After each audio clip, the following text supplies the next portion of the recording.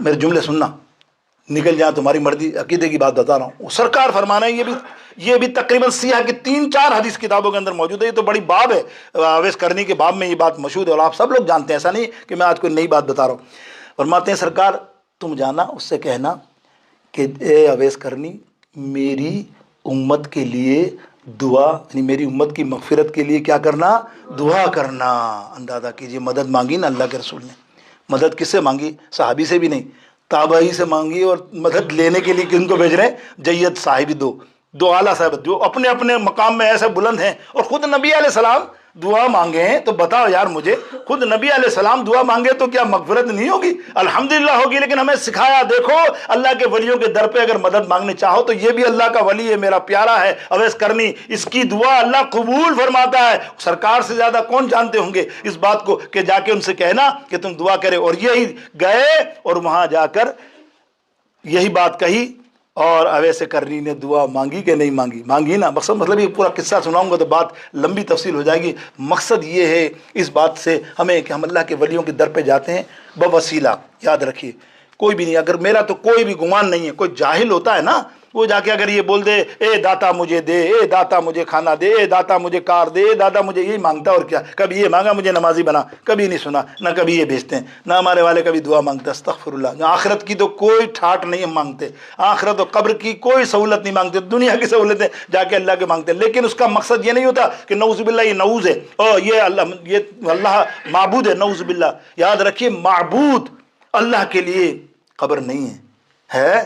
اگر یہ کہتے ہیں شرک ہے تو بھائی اللہ کے لیے تو قبر نہیں ہے. تو نے کیسے مان لیا کہ قبر والا اللہ ہے؟ نعوذ باللہ. شرک ہو گیا. تو کہتا شرک ہے. ارے اللہ تو قبر سے پاک ہے، اللہ کے لیے قبر ہے نہیں. یاد رکھیے حی القیوم، وہ تو حیات ہے رہے گا، ہمیشہ رہے گا. تو پھر تو یہاں آ کے یہاں بھی جملے کہتا ہے غلط کہ یہ جا کے اللہ مانتے. نعوذ باللہ نعوذ باللہ نعوذ باللہ. کبھی کسی کا گمان نہیں. ہاں وہ ان کا ذہن میں دل میں یہی ہوتا ہے کہ میں اس کے وسیلے سے اللہ سے مانگ رہا ہوں تو اس کو کہہ رہا ہوں اے میری مدد فرما، میرا یہ کام بنا. یاد رکھیے یہی ہمارا نیت اور عقیدہ ہے. چلو اس میں بھی علماء نے اتفاق کر دیا کہ نہ کہو، وسیلہ والا جملہ کہہ دو تاکہ ان کو لگے ہاں بھائی وسیلہ کہہ رہے. ان کو ذرا وہ سینس نہیں ہے نا اس روحانیت کا اور اس معاملے کا، نیتوں کو نہیں جانتے. یہ تو کہتے اوپر جو بولا بولو. تو میرے دوستو جیسے شاعروں میں بھی کہتے ہیں نا یا غوث المدد، دیکھا غوث پاک سے ہی مدد مانگ رہے ہیں. لیکن نہیں، مانگ تو اللہ سے رہے ہیں، اس کے وسیلے سے غوث پاک کی مدد مانگ رہے ہیں، چاہ رہے ہیں. اب دیکھو میں نے آپ کو کہا نا ایک عارف کھڑی ہیں ہمارے پنجاب کے، انہوں نے اس آیت کی تفسیر کیسی کی ہے بس وہ سرائکی میں آپ سنیں 1-2 جملوں میں. عارف کھڑی کشمیری، وہ کشمیر کے مولانا روم کہلاتے ہیں. کیا ان کا کلام ہے، اگر کوئی پنجابی بھائی یہاں بیٹھا ہونا وہ بتائے گا آپ کو اس کا کلام ان کا جو ہے نا اللہ، اگر وہ پڑھ لینا میرا ایمان ہے. میں نہیں پڑھ سکا، اتنا نہیں سمجھ سکا سرائکی کو اتنی زیادہ کہ اگر وہ پورا جاننے والا ہو نا، یقین کریں وقت کا بہت بڑا دیندار اللہ کا ولی بن جائے. ایسے ایسے ایک شعر کے اندر انہوں نے چوٹیں کی ہیں. اب دیکھیے انہوں نے چوٹ کی کس طرح سے. انہوں نے چوٹ کی ہمیں بتایا سب کو. کہتے ہیں کہ تو سارا دن 5 ٹائم نماز میں کیا کہتا ہے؟ اے اللہ مجھے سیدھی راہ چلا، اہدنا الصراط المستقیم. کہتے ہو نا؟ زور سے کہو صراط الہدی. یا اللہ مجھے سیدھی راہ چلا. تو کیا کہتے ہیں کہ اللہ اکبر کہ راہ دے. سب انہوں نے شاعری انداز میں کہا کہ راہ دے تو بھی آکھے میں بھی آکھاں، راہ دے راہ دکھلا، راہ دے ہر کوئی آکھے میں بھی آکھاں، راہ دے بن مرشد دے راہ نہیں لبنا. رہبر کے بغیر یاد رکھو تم راہ ڈھونڈو گے گمراہ ہو جاؤ گے. رہبر تمہارا ہوگا، تمہارا کوئی ساتھی ہوگا، تمہارا کوئی دیندار ساتھی ہوگا، علم والا ساتھی ہوگا، کوئی بھی ہو. اس کو ہم عرف عام میں سنی لوگ پیر کہتے ہیں، مرشد کہتے ہیں. وہ جب تمہارے ساتھ لگا ہوا ہوگا نا تو تم کو کوئی بھٹکائے گا نہیں. یہ سیدھی راہ اہدنا الصراط المستقیم صراط الذین انعمت علیہم. تو کیا فرمایا؟ راہ دے ہر کوئی آنکھے میں بھی آکھاں، راہ دے بن مرشد دے راہ نہیں لبڑی، رول ملسی وچ راہ دے. اللہ نبی دا نام لئیے، اللہ نبی دا. آخری بات مولانا روم کی کہوں سبحان اللہ. تو آپ کا مرشد والا اب یہ آئے گا انعمت علیہم اہدنا الصراط المستقیم. انعمت علیہم کی ساری مثال یہ آ جائے گی کہ کیا یہاں فرمایا گیا کہ کیوں ہم ان لوگوں کے ساتھ وابستہ ہو جائے جو انعام یافتہ ہیں. اب دیکھو مولانا روم بہت بڑا عالم, اس نے ایک کتاب لکھی. مولانا روم نے اپنے ہاتھوں سے اتنی موٹی کتاب, کہیں آتا ہے 500 کہیں 800 900 اتنے موٹے صفحے کی, پورا علم ڈال دیا اس میں. اب وہ درس دیتے تھے اسی کتاب پہ, سننا دیتے تھے درس. ایک دن درس دے رہے ہیں حوض کے پاس, وضو خانہ یہاں ہے, وضو خانے کے پاس ہی بیٹھے ہوئے ٹیک لگا کے پلر سے, اور تمام طلباء لوگ درس میں بیٹھے. غور سے سننا, درس میں بیٹھے. اتنے میں حضرت شمس تبریز صوفی رحمۃ اللہ تعالی علیہ پٹے, مطلب بظاہر میں کہہ رہا ہوں جملہ اچھا نہیں لگتا, لیکن وہ کپڑے جو پیمند لگے ہوئے کپڑے, ملنگ والی حالات, ڈنڈی مرتاتے ہوئے آگے, اور اس کے بعد آگے بیٹھ گئے مولانا روم صاحب کے پاس. آگے برابر میں بیٹھ گئے, اس کو دیکھ رہے ہیں جیسا عاجز کا دیوانہ نہیں دیکھتا. مولانا روم نے ان کی طرف دیکھا, انہوں نے دل میں خیال کیا, یار یہ کیا جانے میں کیا پڑھا رہا ہوں, یہ ملنگ بابا یہاں کہاں آ گیا, ڈسٹرب کرے گا. ہوتا نا سوچ, وہ نہ یار یہ میرے برابر میں بیٹھا.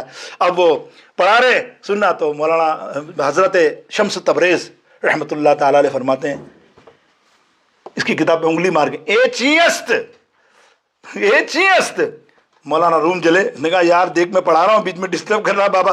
بولے اے چیز دیگر است, اس کو بولتے ہیں تنزیہ. تو کیا جانے یہ کیا چیز ہے, تو کیا جانے یہ کیا چیز ہے, اے چیز دیگر است. مولانا شمس تبریز بگڑ گئے, اٹھایا کتاب, لی پھینکی, پانی میں پھینک دی کتاب ساری اٹھا کے. اتنی موٹی کتاب جو زندگی بھر انہوں نے بنائی ہو, علم لکھاؤ. اب وہ رو رہے ہیں بال پکڑ کے غصے میں, کیا کیا بابا تو نے, میرا سارا علم تو نے پانی میں پھینک دیا, میں زیرو ہو گیا, تجھے معلوم ہے. اب طلبہ بھی غصے میں تھے, سب کو بٹایا, رکو یہ بابا ہے کیا چیز, کیا تو نے کرا. بابا کو کہتا, اچھا او مولانا تیرا سارا علم اس کتاب میں ہی تھا, باقی تو زیرو. بولا ہاں تجھے نہیں پتا میں نے کتنے عرصے تک یہ لکھا ہے. اے شمس تبریز رحمت اللہ تعالی, یہ اللہ کے ولی, دیکھو یہ تصرف, یہ انعمت علیہم کی مثال سنو. آپ نے ہاتھ ڈالا ہے حوض میں, اس کو بولا لے مر تیری کتاب, اس کو ہاتھ میں دی تو کہتے ہیں کتاب کا اوپر صفحہ بالکل صاف سوکھا ہوا, جبکہ کتاب اندر جا چکی ہے. اس نے کہا دیکھو اندر دیکھا تو ہر لفظ ویسا کا ویسا ہی جو پہلے تھا. یہ اللہ والے. اب وہ کہتا ہے, مولانا روم کہتے ہیں اے چی, یہ کیا چیز ہے نا, سمجھ گیا نا, کوئی ہے تصرف ہے, کوئی کرامت ہے, تو کہہ رہا اے چیز. تو حضرت شمس تبریز فرماتے ہیں اے چیز دیگر است, تیرے مطلب کی نہیں ہے, تجھے نہیں پتا چلے گا یہ کیا چیز ہے. بس اس دن کے بعد سے ایسی رغبت کی, پیر بنایا, ان کو مرشد بنایا. پھر مولانا روم ایسے نکھر گئے, اللہ کے ولی بن گئے. آج ان کی کتابیں بھائی مدرس میں پڑھا دی جاتی ہیں. مثنوی شریف بہت اعلیٰ مقام ہے, کتنی زبانیں, شاید میں ناؤ زبان لوں تو آدھا گھنٹہ لگ جائے, اتنی زبانوں میں ترجمہ ہوا, کیا کمال کی. اسی لیے مولانا روم آخر میں فرماتے ہیں اپنے لیے کہ مولوی ہرگز نہ شد مولائے روم, مولوی ہرگز, مولوی مولانا کبھی نہیں بن سکتا تھا. کون؟ مولانا روم. مولوی ہرگز نہ شد مولائے روم, تا غلام شمس تبریزی نہ شد. وآخر دعوان الحمدللہ رب العالمین.